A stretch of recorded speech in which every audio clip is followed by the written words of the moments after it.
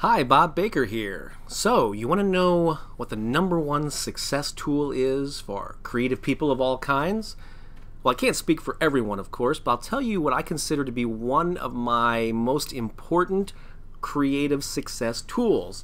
What do you think it is? Maybe my iPhone, perhaps? Well, I like that a lot. My computer, my access to the internet. Well, that's certainly important, but that's not what I'm talking about. Is it some kind of web development software, maybe, or maybe some sort of social network voodoo software that I have? No, none of the above. Actually, I'll come right out with it right now. My #1 success tool from my point of view is something like this. I don't know if you can see that, but this happens to be a simple yellow legal pad. Now you don't have to necessarily use anything that's on yellow paper or that's on a pad. A notebook will do, but what I'm talking about is having somewhere to capture your ideas. I just happen to like the legal yellow pads for some reason, but this is a place where I, on a regular basis, on a daily basis, I write down my ideas. I write down my to-do list for the day or for the week. I plan things out. There's a list here of an upcoming event and the order of the way I want things to unfold that day. I met with someone in consulting about books the other day and had some notes from meeting with them here in a little groovy diagram that I drew. So capturing your ideas on paper is crucial for many reasons. One, capturing them is one way to make sure they don't get away. How many times have you had a great idea in the shower or while you were driving and I'm going to remember that later, and then later you go, now what the heck was that idea? It was so good, I can't remember it now. So capturing your ideas, for one, make sure you don't lose them, lose the good ones.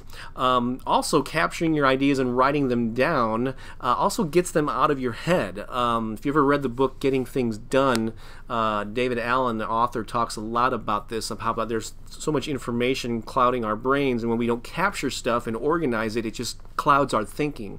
And so that's another way to clear your mind, to be able to focus on what you're doing, is to get the other stuff out of your head and get it on paper in some organized fashion.